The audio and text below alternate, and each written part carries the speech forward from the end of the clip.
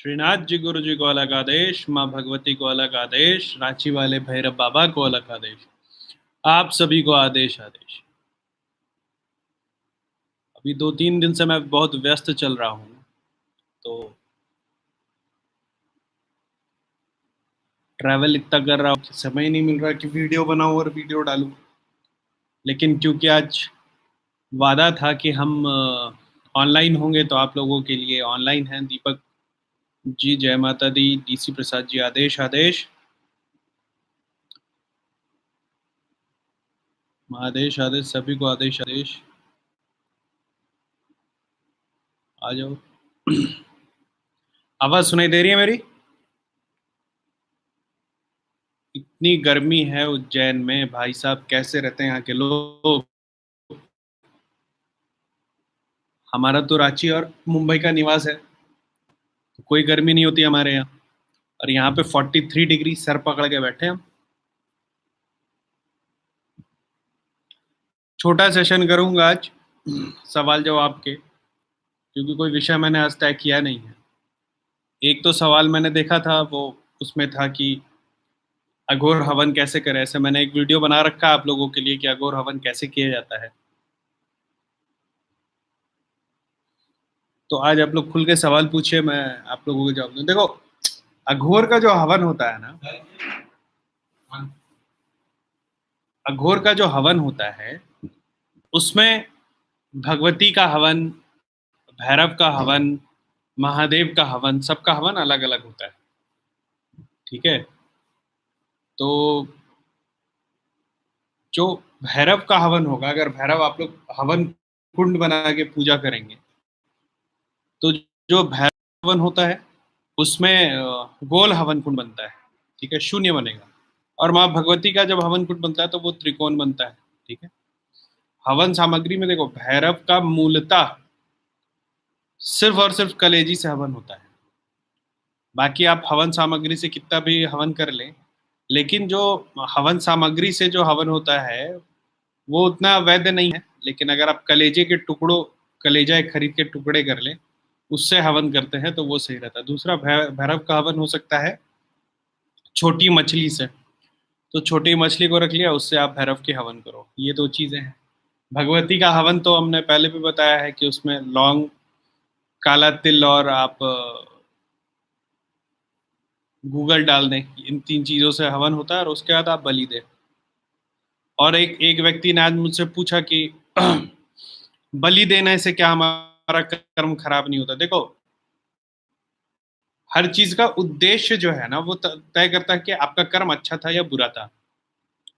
आप किसी जीव को जब मारते हैं, भगवती को या फिर किसी देवता को चढ़ाने के लिए, तो उस जीव को मुक्ति मिलती है, ना कि वो प्रेत योनि में जाता है। देखो, अगर मृत्यु मृत्यु किसी की अगर हो, और वो अगर पाप के कर्म में आए, तो महामाया तो कभी किसी को मारे ही ना, है ना।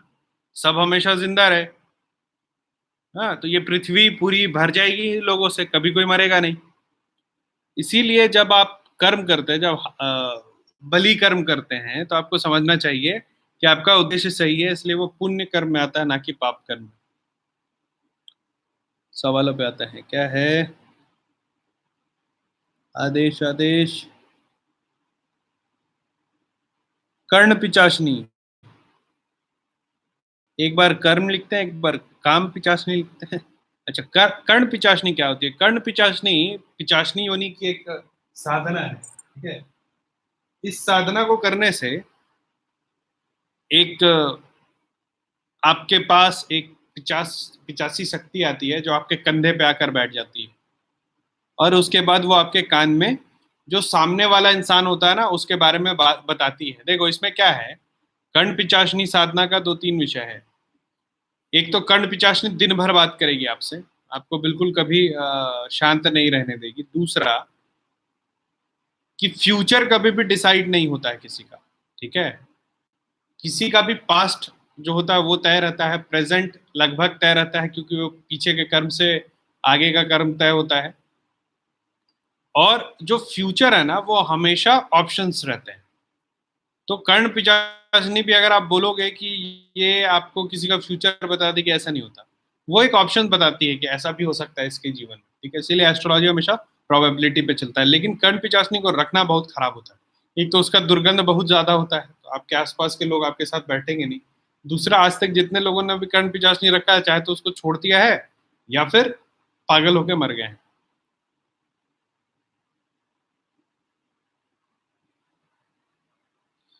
किसी भी गुरु मंत्र को पकड़ो जो भगवती का है, ठीक से करोगे तो माँ प्रत्यक्षीकरण देती ही है।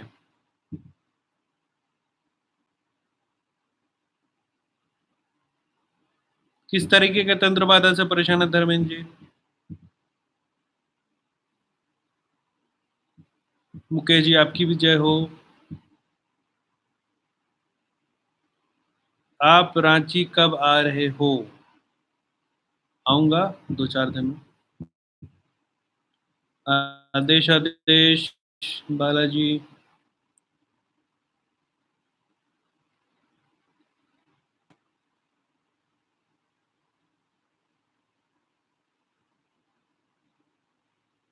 देखो, पितृदोष निवारण के लिए कुछ करना बहुत जरूरी नहीं होता है। मैंने आपको पहले भी बताया है कि पितृदोष अगर है आपको, तो पितरों की पूजा करनी शुरू करो। मैं अपने दक्षिण दीवार पे या घर के दक्षिण की तरफ एक स्थान बनाओ जहां पर 2 नारियल रखो, एक धोती पर, एक लाल चुनरी पर।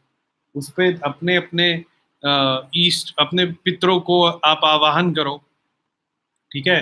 और रोज उसको अगरबत्ती दिखाओ। अमावस्या के एक रात पहले उसको नारियल का भोग दो, दूसरा दिन जो है उसको खा लो। मतलब अमावस्या से एक रात पहले दिन है, अमावस्या के दिन खाना है नारियल का भोग। इतना ही काफी है पितृदोष के लिए। इष्ट देव रुष्ट है, ये तो सबसे पहले आप पता करवाओ। आपके ऐसा सोच लेने से कि इष्ट देव ऐसे नहीं होता कि रुष्ट हो जाए। उनका काम है आपके साथ रहना, ठीक है।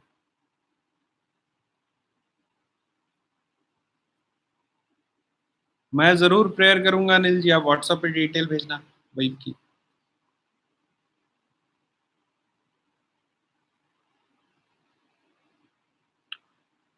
नाथ पंथ अघोर में आता है कि नहीं? देखो, पहले तो नाथ नाथ होता है, ठीक है। पंथ उसके बाद आया, समझ रहे हो आप? नवनाथ हुए, आदिनाथ, उदयनाथ, मतलब शंकर जी, पार्वती जी, हाँ, गजबेली नाथ, गजकंदन नाथ। तो ये शुरुआती नवनाथ हुए। उसके बाद फिर नाथ में डाइवर्सिफिकेशन आया। देखो, नाथ जो थे ना, वो नॉर्थ इंडिया के अलावा अफगानिस्तान, पाकिस्तान पूरे फैले हुए थे, ठीक है। तो बहुत सारा अपना विभाजन तो हम लोगों को पता भी नहीं है। तो अघोर जो है ना, नवनाथों में एक हुए अपने कानिफ नाथ जी। तो जब भोज हुआ था दत्तात्रेय जी के यहाँ, अलग अलग कथाओं में अलग अलग स्थान पे इस भोज का वर्णन है। तो सब लोगों ने कुछ कुछ खाया। कानिफ नाथ जी ने बोला कि मुझे सर्प और बिच्छू का भोजन चाहिए और विष चाहिए पीने में। तो सब लोगों ने बोला कि ये हमारे पंथ में नहीं रह सकता, या ऐसा ही कुछ कॉम्प्लिकेटेड कुछ विषय वहां हो गया था। तो फिर कानिफ नाथ जी ने अघोर पंथ की स्थापना की थी। तो वो भी नाथपंथी ही थे, नवनाथों में एक है। श्रीनगर लिस्ट में उनका वर्णन आपको मिलेगा।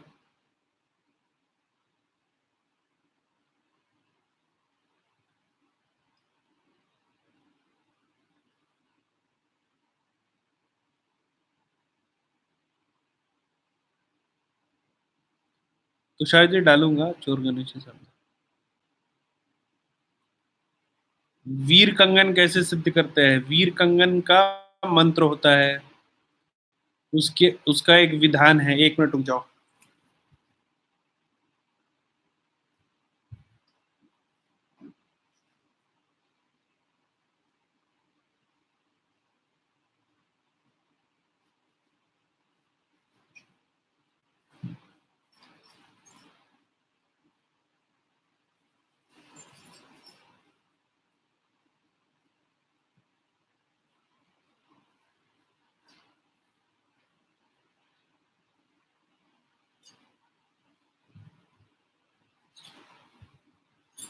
देखो, इसको कहते हैं वीर कंगन, ठीक है।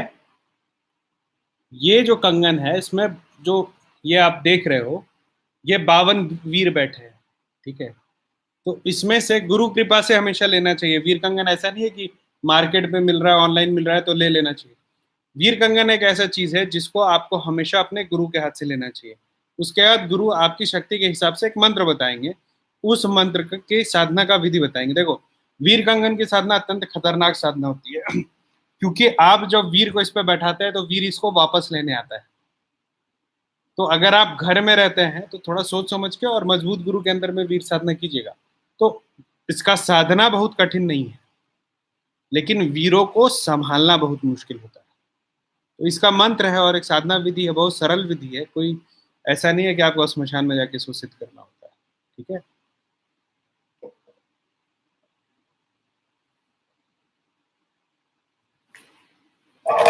ओहो,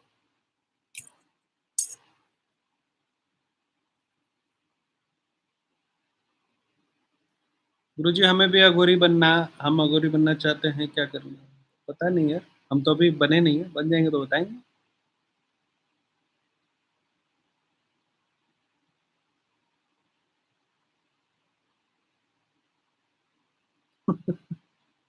एक से एक लोग हैं।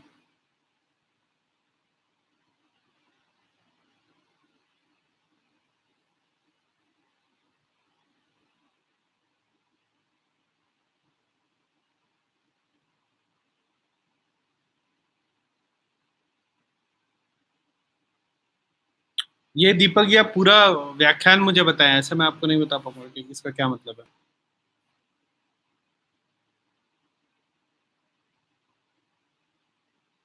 मेरे सारे वीडियो में व्हाट्सएप नंबर रहता है।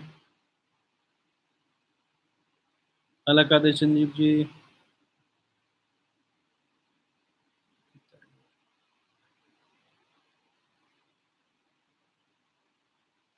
मुस्लिम तंत्र हिंदू तंत्र में क्या फर्क है? 5 तरह के भाषाओं में तंत्र होता है। ठीक है। उसमें सिक्किम का भाषा है, आसाम का भाषा है, मतलब वो मिक्स भाषा है नॉर्थ ईस्ट की। उसके बाद बंगाली में तंत्र चलते हैं। उसके बाद लोकल भाषा में तंत्र चलते हैं। उसके बाद संस्कृत में मंत्र चलते हैं और फारसी में मंत्र चलते हैं। जो फारसी में मंत्र चलते हैं उसको हम बोलते हैं मुस्लिम तंत्र आज की भाषा में, लेकिन वो फारसी में साबर मंत्र है।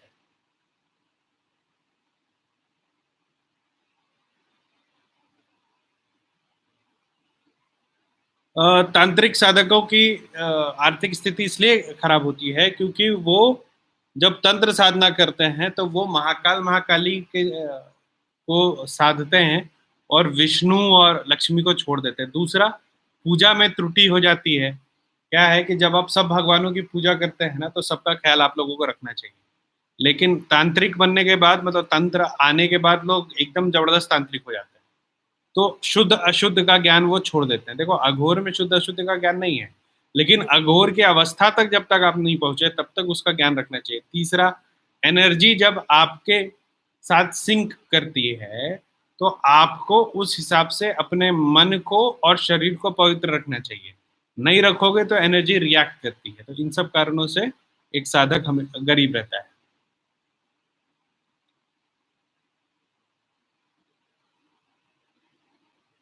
अनुभूति नहीं है तो अनुभूति की एक साधना है, आप व्हाट्सअप करना, बताऊंगा मैं।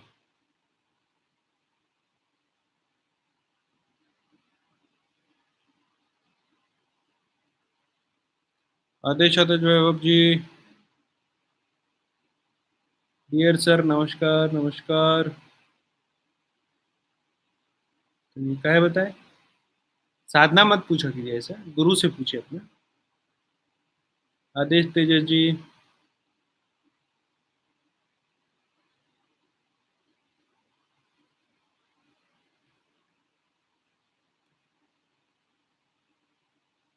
माँ दुर्गा शक्ति पृथ्वी से कितनी दूरी पर लोक है उनका? क्या देवी देवता प्रत्यक्षीकरण होता है क्या? चित्र फोटो में जैसा देखते हैं वैसा होता है? 150 बार इस सवाल का मैंने जवाब दिया है कि शक्तियां शक्तियां होती हैं, उसको हम अपने हिसाब से अपने इमेजिनेशन के हिसाब से बनाते हैं। लेकिन ये भी है कि जब देवी देवता जब प्रत्यक्षीकरण देते हैं तो वो मैनिफेस्टेशन होता है। मतलब मैनिफेस्टेशन का मतलब हुआ कि जैसे ह्यूमन होता है उसी तरीके के शरीर में वो प्रवेश करके आपको दिखते हैं, मतलब आकार बना के।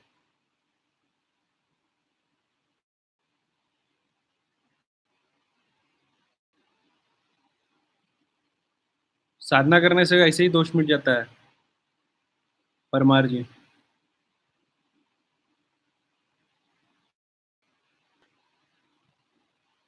किसी भी साधना के लिए पहले भैरव सिद्ध होना चाहिए। देखो, भगवती भोग नहीं लेती है भैरव के बिना, और बाकी जितनी साधनाएं हैं वो भैरव के चेलों की साधनाएं होती है, इसलिए भैरव सिद्ध करना जरूरी है। अघोरी प्रसाद जी, शायद एक सदी में 100 बनते होंगे। पूर्ण अघोरी। अघोरी साधनाएं करके अघोरी, मतलब देखो, जो अघोरी साधना करता है उसको अघोरी बोलते हैं, लेकिन सही मायने में अघोरी बहुत कम बनते हैं। वो मतलब बहुत पुण्य का बात होता है अगर जीवन में एक अघोरी से आपकी भेंट हो गई तो। पूछ के बताऊंगा वैभव।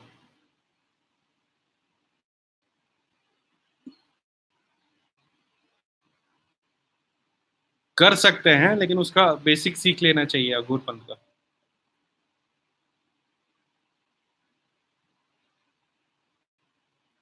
कपिल सिंह।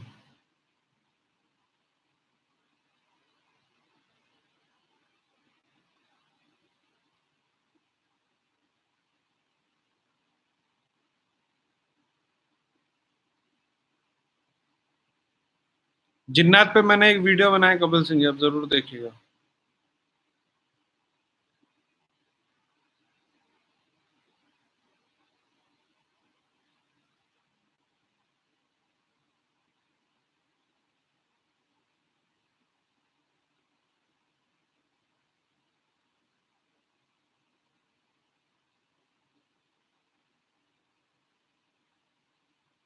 राजेश नाथ जी से पूछ लीजिए।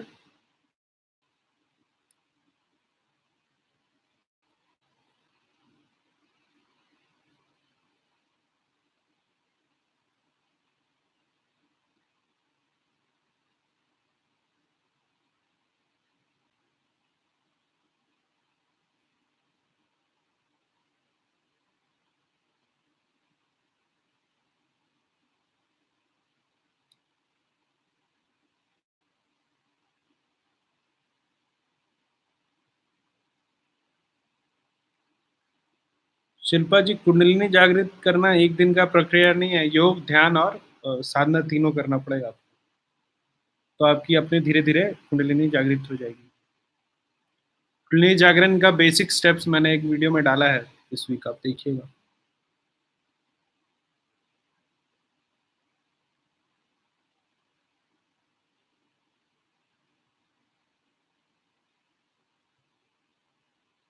आवाज नहीं आ रही आप लोगों को? चलो से बोलूंगा मैं।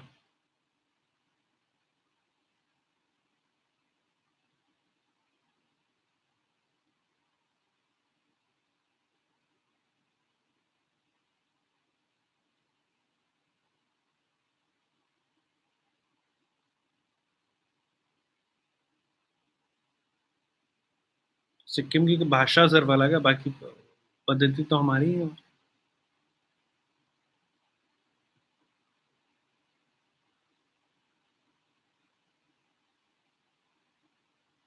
किसी भी बीज की मैक्सिमम एक लाइफ में 96 लाख जाप करना चाहिए, उससे ज्यादा नहीं करना चाहिए।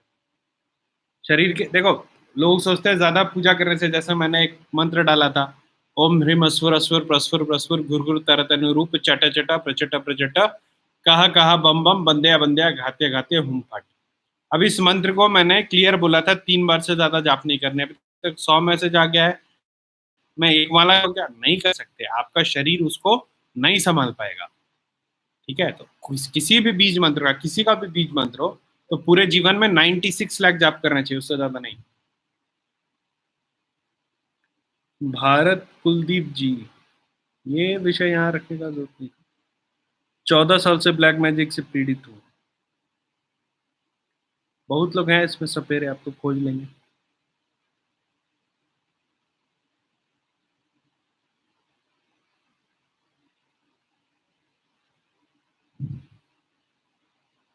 अरे पितृदोष जैसा कुछ होता नहीं, पूजा करो ना पितरों की, बोला तो। ये क्यों पूछ रहे हो?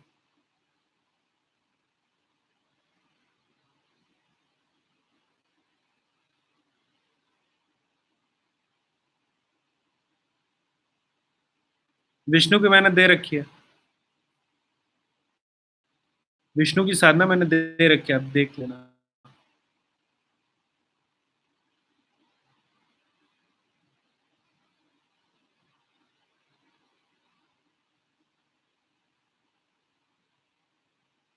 मैं कोई त्रिकालदर्शी नहीं हूँ। अलग आदर्श दीपक जी।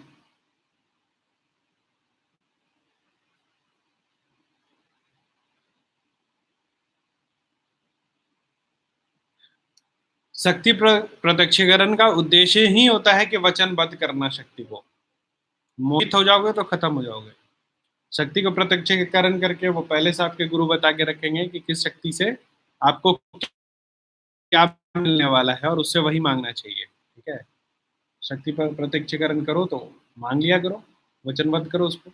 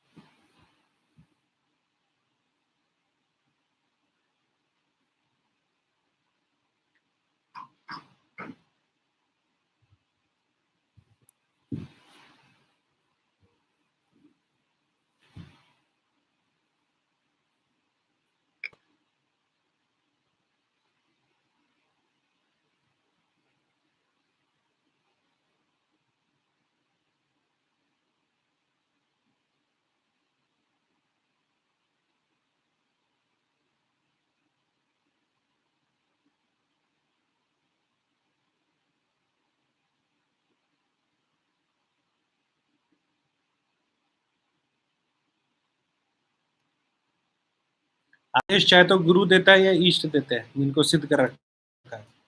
जो शक्तियां आपके साथ चलती हैं वो आदेश देती हैं कि उनका साधना आपको सार्वजनिक करना है कि नहीं करना है। आप ऐसे ही किसी को कोई भी साधना नहीं दे सकते। हो सकता है कि सामने वाला इस लायक ना हो, या वो शक्ति किसी के वश में नहीं होना चाहती हो, तो उनसे पूछना पड़ता है कि ये साधना हम दे कि नहीं दें आपकी।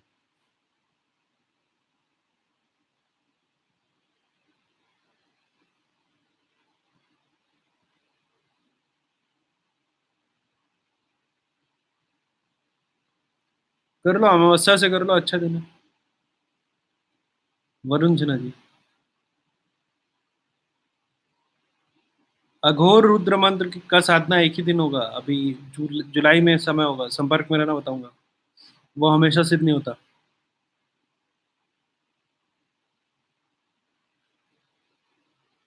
परलोक जगत खुली आंखों से दिखता है, लेकिन इंटर डायमेंशनल पोर्टल उसके लिए खोलना पड़ता है। तो कुंडलिनी जगा करके जब आप थर्ड आई पे आते हो ना, तो फिर वो दिखता है।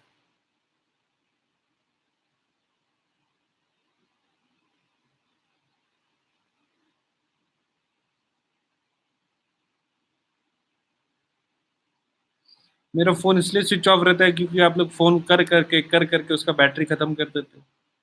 अब मैं घूमता रहता हूँ तो कहाँ कहाँ चार्ज करूंगा।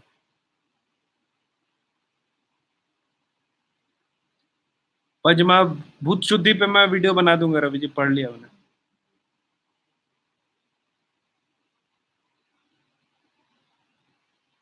लाइफ लॉन्ग नहीं रहते। आप एक बार किसी की साधना कर लेते हो, वो लाइफ लॉन्ग नहीं रहते, वो आफ्टर लाइफ भी रहते हैं। एक जीवन नहीं, वो कई जीवन रहते हैं। जैसे मेरे साथ सात शक्तियां पिछले जन्म की है, उसके बाद जो इस बार किया वो अलग। वॉइस ऑडेबल इसलिए नहीं है क्योंकि शक्ति नहीं है शरीर में। 3 दिन से साधना ही कर रहा था। ये आप लोगों को बोल के रखा था बस, रखने के लिए मैं ऑनलाइन आया। सप्तशती के पाठ के बारे में मैंने सोचा बनाऊंगा, शुरू भी किया, और मार्च और बनाऊंगा। ओम नमः शिवाय, श्रवण जी।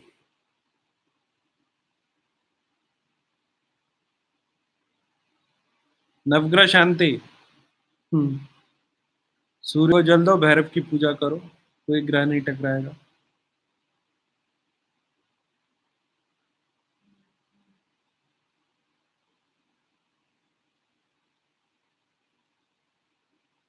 मुझे क्या पता आप क्या बन कर।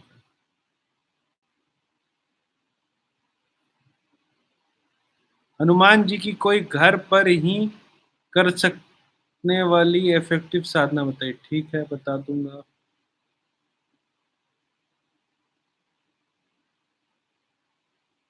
अम्बुआ गाछी मेला उसको कहते हैं, तंत्र सम्मेलन नहीं कहते उसको। सर्च करो अम्बुआ गाछी मेला।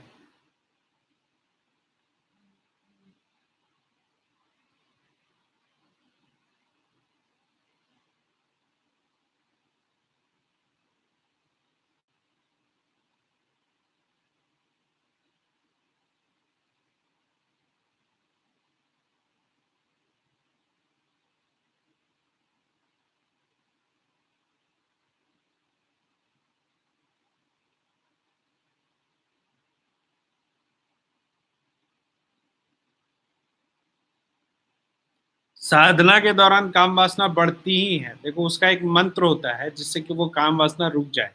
लेकिन उसमें क्या है कि वो हमेशा के लिए रुक सकता है। वो बड़ा खतरनाक खेल है उसको रोकने का। काम वासना इसलिए जागृत होता है ना, क्योंकि कुंडलिनी की शक्ति आपकी जागती है।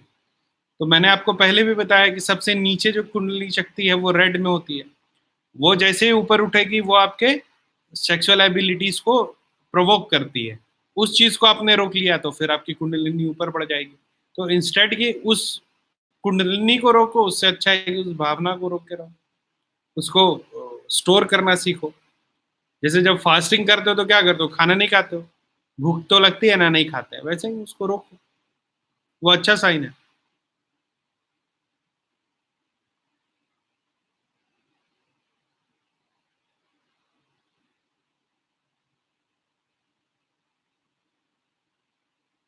अजपा गायत्री से सब कुछ हो जाता है। वो दो शब्द काफी है किसी भी क्रिया को करने के लिए।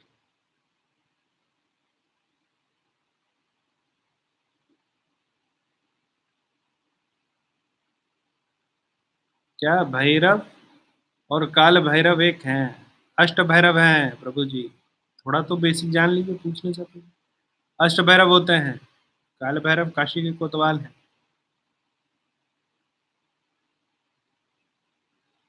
अरे भैरव सब एक हैं, उनका रूप है अलग अलग।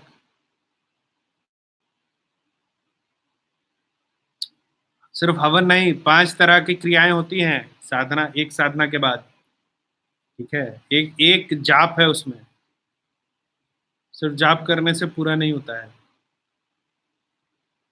एक बार बोल, पंचमहाभूत साधना बोला तो मैंने, बताऊंगा।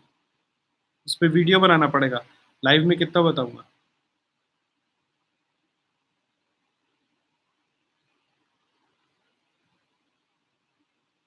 बड़े आदमी, उस 7 महाविद्या की स्थिति कर लिया।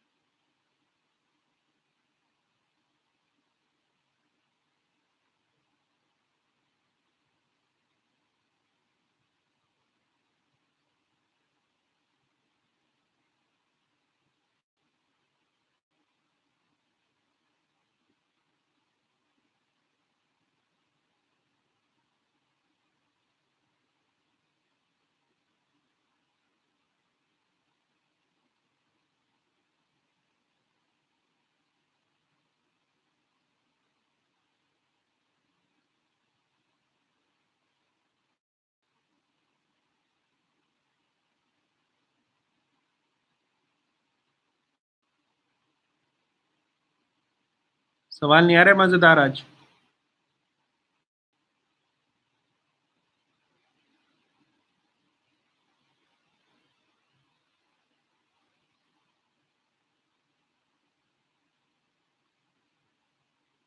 सोहम है अजपा गायत्री।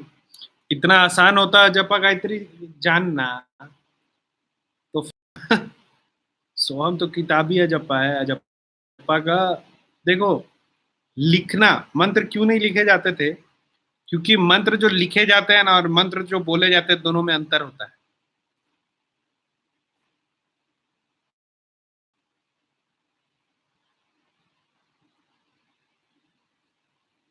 ये क्या है, हा क्या लिखा आपने? जय जी।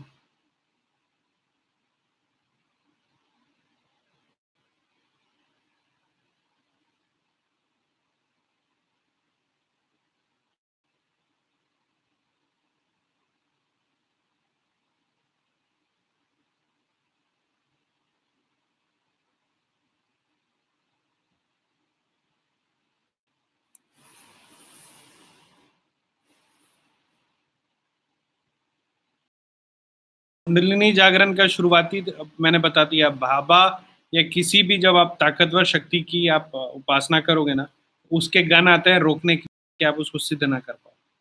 ये नॉर्मल, इसमें डरना नहीं चाहिए, खाली गुरु आदेश होना चाहिए।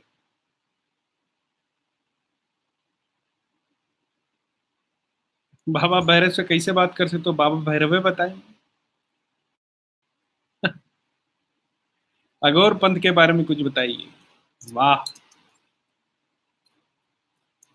100 वीडियो डाल दिए हैं अघोर पंथ के बारे में।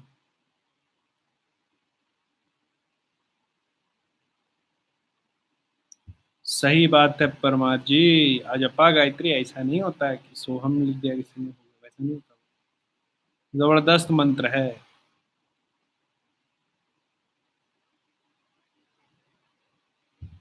क्या हुआ राहुल चोपड़ा की बड़ा हंस रहे हो?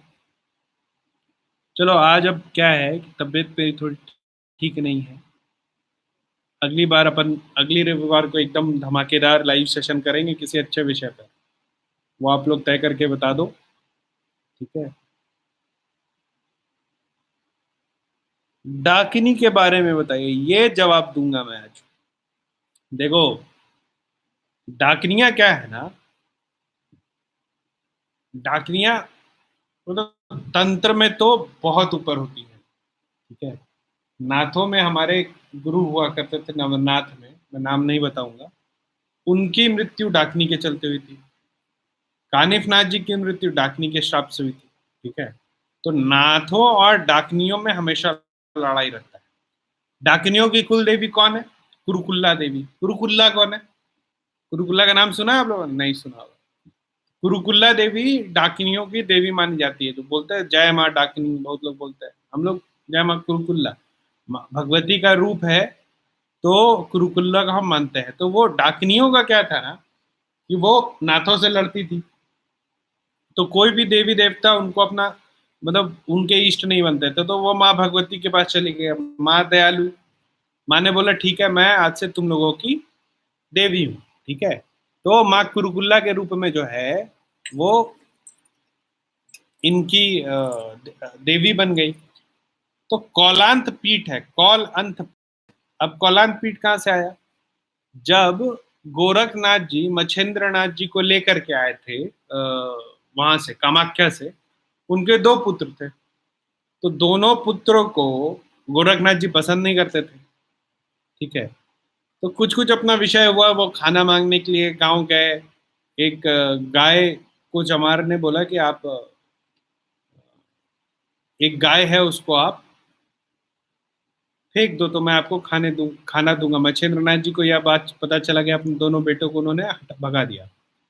उसी में से एक बेटे ने, एक आज की डेट में एक पंथ है हिंदुओं में, उसका फाउंडेशन किया। दूसरा ने कौलांत पीठ का फाउंडेशन किया। कौलांत पीठ मतलब कुलकांत, नाथ कुलकांत। तो उसमें ही देवी कुरुगुल्ला की भी पूजा होती है। तो डाकनिया अगर किसी से डरती है तो वो नाथों से डरती है। तंत्र में बहुत जबरदस्त चीज है डाकनी। वो होती है डाकनी। माँ डाकनी के बारे में तो वो भगवती का रूप है, जिसको हम लोग कुरुकुल्ला भी बोलते हैं, सुकुल्ला भी बोलते हैं। मुंजा साधना, मुंजा क्या होता है? भूत होता है यार। उसका क्या साधना करना? वो सब घूमते हैं आजू बाजू, पैर पकड़ते हैं। मुंजा की साधना क्यों करोगे?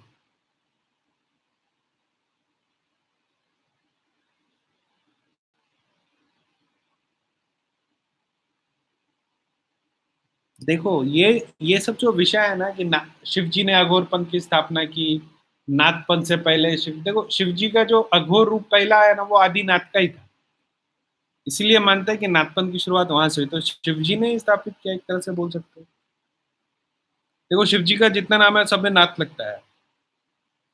पशुपतिनाथ, काशी विश्वनाथ, है ना।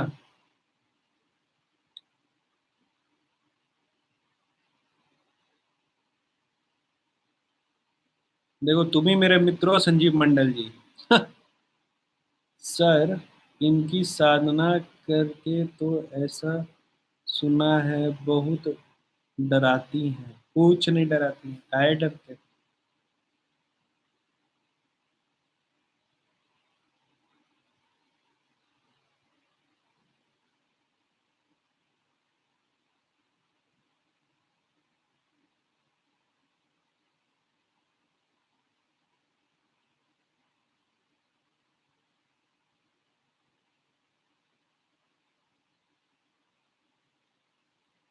अघोर तंत्र बिना योग का नहीं होता। योग के बिना अघोर नहीं हो सकता है। अघोरी जो होता है वो योग में पारंगत होता है, तभी वो अघोरी बनता है प्रभु।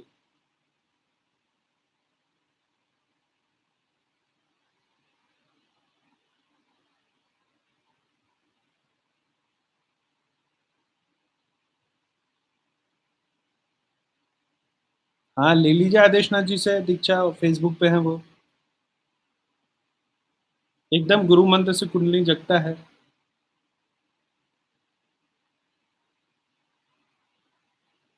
चलो ये लास्ट सवाल, अब मैं रखूँ, मतलब बंद करूंगा लाइव। बेताल जो होते हैं वो भूतों के राजा होते हैं, जिनका कर्म अच्छा होता है महादेव की कृपा से, वो बेताल बनते हैं। वो जिनका कर्म बैलेंसिंग एटीट्यूड में रहता है वो बेताल बनते हैं।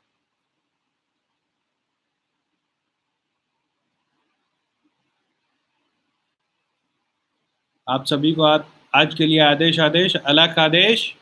माँ भगवती को अलग आदेश, श्रीनाथ जी गुरु जी को अलग आदेश, रांची वाले भैरव बाबा को अलग आदेश। आप सभी को आदेश, आदेश। माँ भगवती आप लोगों पर सदा खुशियां बरसाती रहे। आदेश।